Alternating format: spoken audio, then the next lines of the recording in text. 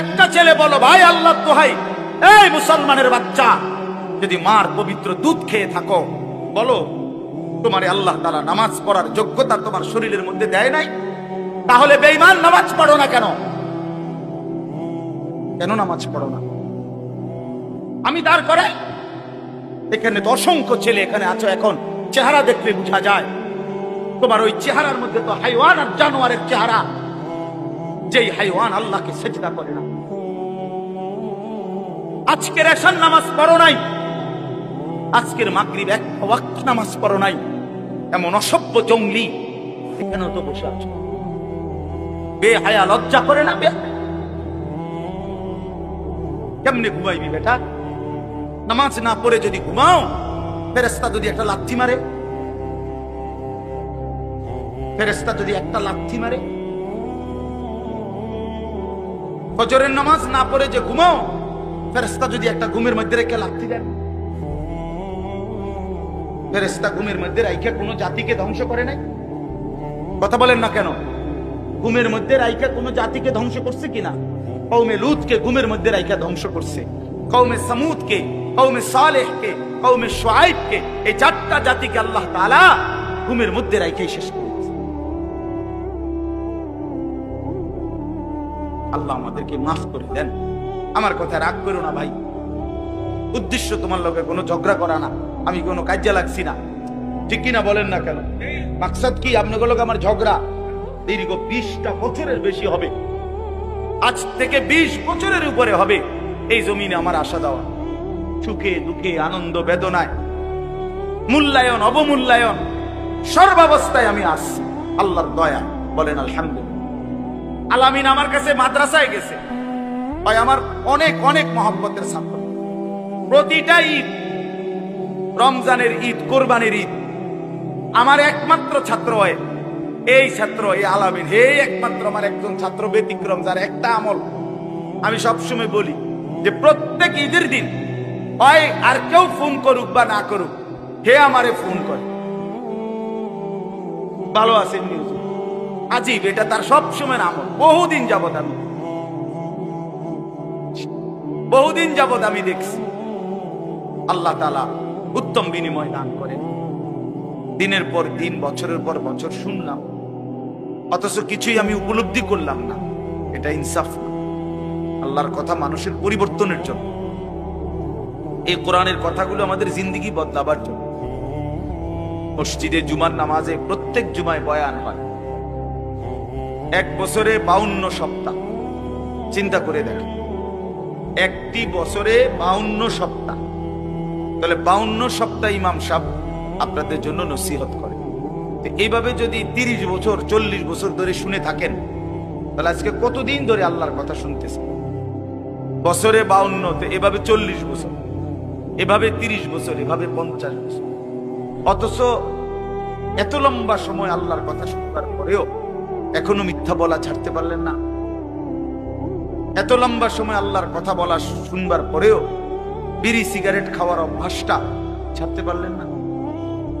এত লম্বা সময় আল্লাহর কথা শুনবার পরেও চা দোকানের আড্ডা বন্ধ করতে পারলেন না। নাচ গান দেখা, টেলিভিশন দেখা ছাড়তে পারলেন না। তো কখন ছাড়বেন না? সময় হবে কখন? এক মুসলমান বাঁচে কয় বছর? হায়াত তো একেবারেই ছোট্ট, সংক্ষিপ্ত হায়াত। তো সেখানে আমি যদি আখিরাতের কোনো প্রস্তুতি না নেই, তো সময় হবে কখন? তো মূল কারণ কি? মূল কারণ হলো গাফলত, এই খামখেয়ালি ভাব। ইমাম সাহেবের কথা বলে, বয়স্ক মাঝ বয়সী কিছু মুসল্লি আছে, এই বসে বসে জিমায়, মসজিদে বসে বসে জুরায়। আর কিছু ছেলে পেলে আছে, তোমরা শুধু শুধু দুষ্টামি করো, মসজিদে বসে কথাবার্তা, ঠেলাঠেলি, ধাক্কা ধাক্কি। আরে ভাইয়া, একজন মানুষ কতক্ষণ দুষ্টামি করে? মস্কারি, ইয়ারকি, ফাত্রামি কতক্ষণ? আমরা মুসলমান, আমাদের আল্লাহ আছেন, আমাদের রসুল আছেন, আমাদের কোরআন আছে, আমাদের ইসলাম আছে। আমাদের জিন্দেগি লাগাম ছাড়া না। লাগাম ছাড়া হাইওয়ান জানোয়ারের জীবনই যদি হতো, তো আল্লাহ তাআলা আমাদেরকে মানুষ, মুসলমান বানাইতেন। মুসলমান বানাইছেনই আল্লাহ তাআলা একটা মহৎ উদ্দেশ্য, একটি উদ্দেশ্য। প্রতিটা মানুষকে আল্লাহ তাআলা উদ্দেশ্য নিয়ে বানাইছে। আফাহাসিবতুম আন্নামা খালাকনাকুম আবাসা। কুরআনুল কারীমের মধ্যে আল্লাহ তাআলা বলেন, বান্দা তোমরা কি এই ভেবেছো যে আমি আল্লাহ তোমাদেরকে অনর্থক বানিয়েছি? কোনো উদ্দেশ্য নাই, এমনি এমনি। ওয়া আন্নাকুম ইলাইনা লা তুরজাউন। এবং আল্লাহ তাআলা বলেন, তোমরা কি এই মনে করেছো বান্দা যে আমি আল্লাহর কাছে তোমাদেরকে ফিরে আসতে হবে না? কি ভাবছো আমার কাছে আসতে হবে না? তো উত্তর দেন, বলেন, উত্তর দেন না যে আমরা কি আল্লাহর কাছে ফিরতে হবে? বলেন না, সবাই বলেন। ছেলেরা বলো, ভাই ফিরতে হবে আমরা আল্লাহর কাছে। তো তিনি কি কিছুই জিজ্ঞেস করবে না? ফাওয়ারাব্বিকা লানাসআলান্নাহুম আজমাইন। খোদার কসম, কোরআনে আয়াত। আল্লাহ বলেন, আমি রবের কসম করে বললাম, আল্লাহ নিজের কসম করে, আমি আমার জাতের কসম করে বললাম, বান্দা আমি কিন্তু তোমাদের সকলকেই জিজ্ঞেস করব। ফাওয়ারাব্বিকা লানাসআলান্নাহুম আজমাইন। আজমাইন মানে সকল, একজনকেও ছাড়বো না বান্দা, আমি জিজ্ঞেস করব। কি ভাবছ? হয়েছে এই বেটা, বাংলা বুঝো না ইংরেজিতে বুঝো? বন্ধ করো না, মোবাইলটা নামাও।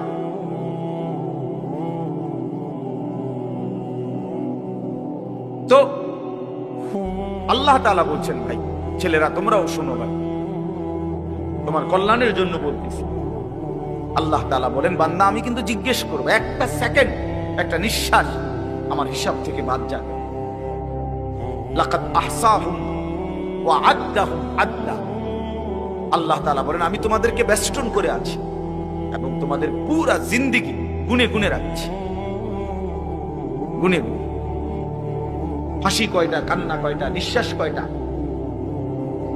হাঁটা কয়টা, চলা কয়টা, হাত নাড়াইছো কয়বার, আল্লাহ বলেন আমার হিসাব আছে। মা তাসকুতু মিন ওয়ারাকাতিন ইল্লা ইয়ালামুহা। আল্লাহ তাআলা বলেন, জমিনে যদি একটা পাতাও পড়ে আল্লাহ জানে, কোন গাছের কোন পাতাটা পড়ছে জানে কিনা আল্লাহ। লাহু মা ফিস সামাওয়াতি ওয়া মা ফিল আরদ ওয়া মা বাইনাহুমা ওয়া মা তাহতাস সারা। আল্লাহ বলেন, সাত আসমানে যা আমার, সাত জমিনে যা তাও আমার। আসমান ও জমিনের মাঝখানে যা তাও আমার, সাত তবক জমিনের নিচে যা তাও আমার। এই জন্য দোস্ত আমার, বন্ধু আমার, বাপ আমার, ভাই আমার, পর্দার আড়ালের মায়েরাও, আমার জন্য, আপনাদের জন্য, আমরা সবাই এটা বোঝা দরকার। আমাদের জিন্দেগির এক সেকেন্ড ফালতু না। হাসতে হাসতে বলা আর কাশতে কাশতে বলছেন, মস্কারি করে বলছেন আর ঠাট্টা করে বলছেন, ইয়ার কি করে বলছেন, সমস্ত কিছু হিসাব হচ্ছে, হিসাব দিতে। ওয়াকুল্লুহুম আতিহি ইয়াউমাল কিয়ামাতি ফারদা। আল্লাহ তাআলা বলেন, তোমরা সকলেই আল্লাহর সামনে কিয়ামতের দিন একজন একজন করে দাঁড়াবে, একজন একজন, আলাদা আলাদা। ফারদান মানে ওয়াহিদা, একজন একজন, আলাদা আলাদা উত্তর দিতে হবে। সুম্মা লাতুসআলুন্না ইয়াওমাইদিন আনিন নাঈম। আমার দেওয়া প্রতিটি নিয়ামত সম্পর্কে অবশ্যই আল্লাহ বলেন তোমাদেরকে জিজ্ঞেস করা হবে। হাশরের ময়দানে আছে, আল্লাহ ফেরেশতাদেরকে বলবে, ওয়াকিফুহুম ইন্নাহুম মাসউলুন। আমার বান্দাদেরকে লাইন ধরে দাঁড় করাও, কিফু, তাদেরকে থামাও, দাঁড়াও। ইন্নাহুম মাসউলুন, তাদের সকলকেই আজকে জিজ্ঞেস করা হবে। বহু আয়াতে ওয়া ইম মিনকুম ইল্লা ওয়ারিদুহা। আল্লাহ বলে, তোমাদের একজনও এমন হবে না, নবী বলো, রাসূল বলো, আউলিয়া বলো, ইমানদার বলো, নাফরমান বলো, প্রত্যেককেই ফুল সিরাত পার হইতে হবে, পার হইতে হবে। প্রত্যেককে তার আমল নামার মধ্যে প্রত্যেকে হাতে নিতে হবে, হয় ডান হাতে নয় বাম হাতে। প্রত্যেককেই মিজানের পাল্লার সামনে আসতে হবে তোমার আমল নামা ওজনের জন্য। আল্লাহ তাআলা বলেন, বহু মানুষ তার আমল নামা নিজের জিন্দেগীর কর্মকাণ্ড মিজানের পাল্লায় দিবে ওজনের জন্য।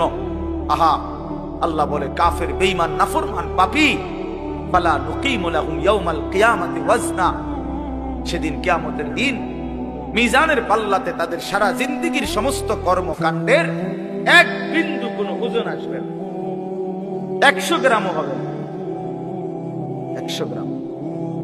জিন্দেগিটা শুধু ভাত তরকারি আর বন বিড়ি আর চা বিস্কুট আর ভাত, ঘর বাড়ি বাজার ব্যবসা চাকরি টাকা রোজগার এর মধ্যেই শেষ করে দিচ্ছে। এই পুরাটা একসাথে ওজন দিলে কিছুই আসবে, কিছুই আসবে। আল্লাহ তাআলা ফামান সাকুলাত মাওয়াজিনুহু ফাহুয়া ফি ঈশাতির রাদিয়া ওয়া মান খাফফাত মাওয়াজিনুহু ফাউম্মুহু হাওিয়া, যার মিজানের পাল্লায় আমল ভারী হবে সে অনন্তকালের সুখের জান্নাতে বসবাস করবে।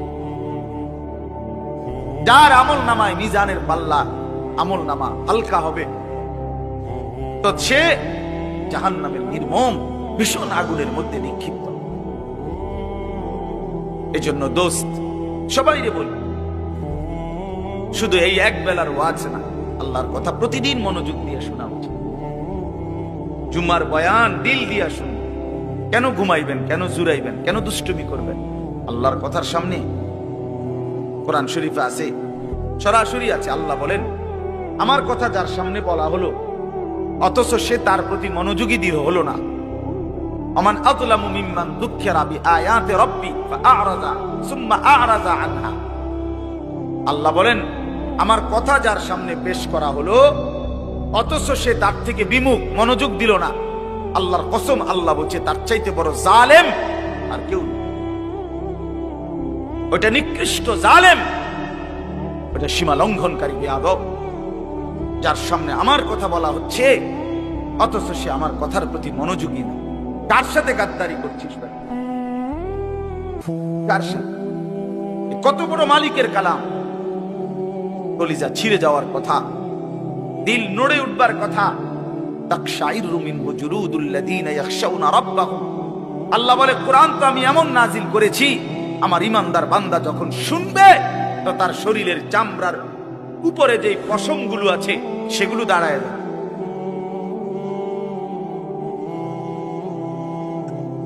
বুঝছেন? এই জন্য বাপ আমার, বন্ধু আমার, এতক্ষণ লাগাই আপনাদেরকে এই কথাটাই বুঝাইতে চেষ্টা করলাম। আজকের জন্য না, জিন্দেগি পরিবর্তনের জন্য আল্লাহর কথা দিল দিয়ে শুনতে হয়। ছোট হুজুর বড় হুজুর কোনো কথা না, আপনাদের গ্রামের হুজুর আর বাইরের হুজুর কোনো কথা না। আমিও গ্রামেরই, আমি কোনো মাটির তলের থেকে আসি নাই, চাঁদের দেশ থেকে আসি নাই, ঠিক কিনা বলেন না? আমিও এক গ্রামের সন্তান, তো আলামিনও এক গ্রামের সন্তান, মৌলানা ইয়াহিয়াও এক গ্রামের সন্তান, হুজুর এক গ্রামের সন্তান। তাহলে স্থানীয় না দূরের এটা কোনো কথা না, প্রধান বক্তা না বিশেষ বক্তা এগুলো কোনো কথা না, সকালে বলছে না আসরের পরে বলছে এগুলো কোনো কথা। রাত 10টা বাজে ওয়াজ করলে উনি প্রধান বক্তা, আর আসরের পরে বয়ান করলে উনি সামান্য বক্তা, এই সিদ্ধান্ত কে দিল? বলো কথা, এটা কেমনে ফয়সালা হইল? মাগরিবের পরে ওয়াজ করলে উনি বিশেষ বক্তা, তো নবী সাল্লাল্লাহু আলাইহি ওয়াসাল্লাম কোনদিন মাগরিবের পরে বয়ান করে নাই, কথা বলেন না? ফজরের পরে বলে নাই তো আচ্ছা, এটা কোনো বিষয় না, এগুলো ধোঁকা। এই প্রধান বক্তা, বিশেষ বক্তা, অল্প বক্তা, সামান্য বক্তা, সাংঘাতিক বক্তা, ভয়ঙ্কর বক্তা, সিরিয়াস বক্তা, উড়াধুরা বক্তা, এগুলো ধোঁকা। বরং আল্লাহর কথা যিনি বলেন, যখনই বলেন তিনিই দামি। আপনার এলাকার হুজুর বললেও দামি, দূরের হুজুর বললেও কি, আপনার মসজিদের ইমাম বললেও দামি, অন্য মসজিদের হুজুর বললেও দামি। এই জন্য এটা গুরুত্বপূর্ণ। এটা যদি আপনি দিলে বসান তাহলে মাখলুক থেকে নজর সরবে। ব্যক্তির মোহর কোনো বিষয় না, জনপ্রিয়তা কোনো বিষয় না, আল্লাহর ইচ্ছা। আল্লাহ কখনো কাউকে 1000 মানুষের জন্য কবুল করে, কেউ 100 জনের সামনে বলে, কেউ এক